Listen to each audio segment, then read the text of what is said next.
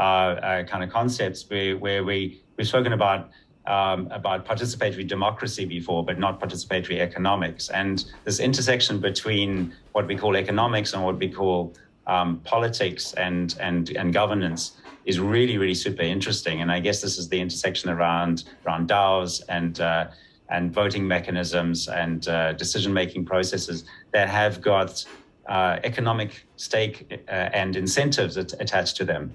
And the Commons Stack has been building out these different components, some of which are, I guess, more utilized now and becoming more available and accessible.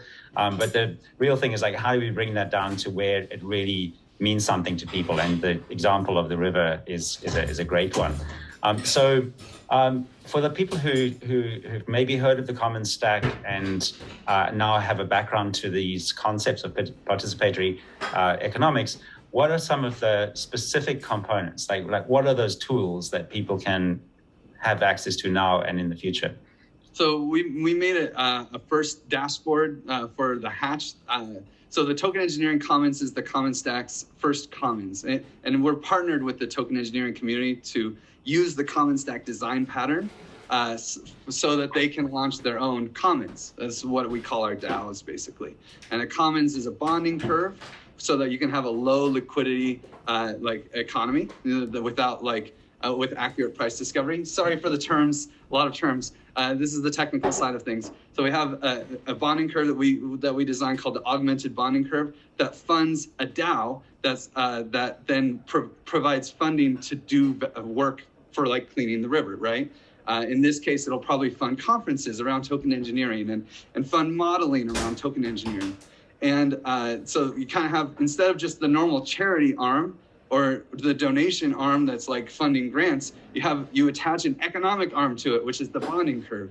And so people can actually, in many ways, people may not like to hear this, but you can speculate on the future value that this organization can produce. And that's the real piece that nonprofits are missing.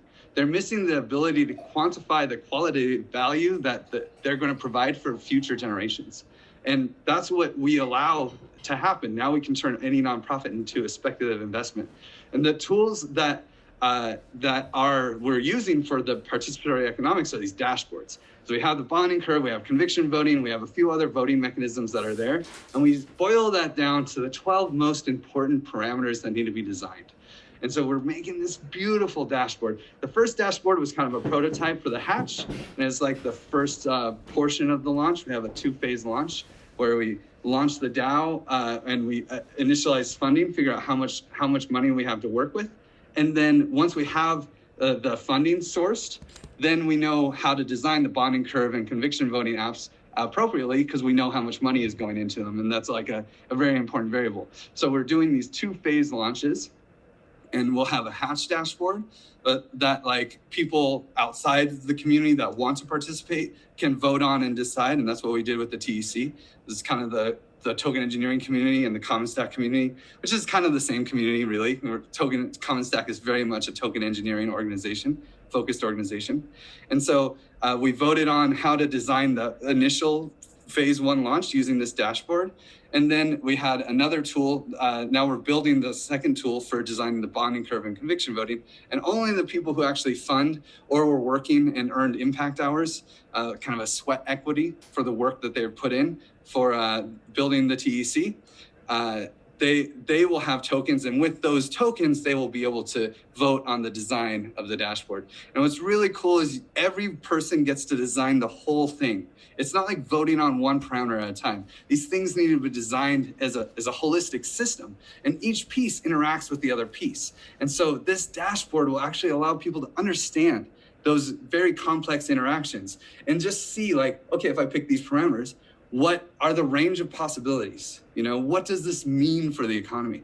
And this is how you do democracy, right? This is how you do participatory economics. You have to have an educated populace. You have to show people the results of their choices.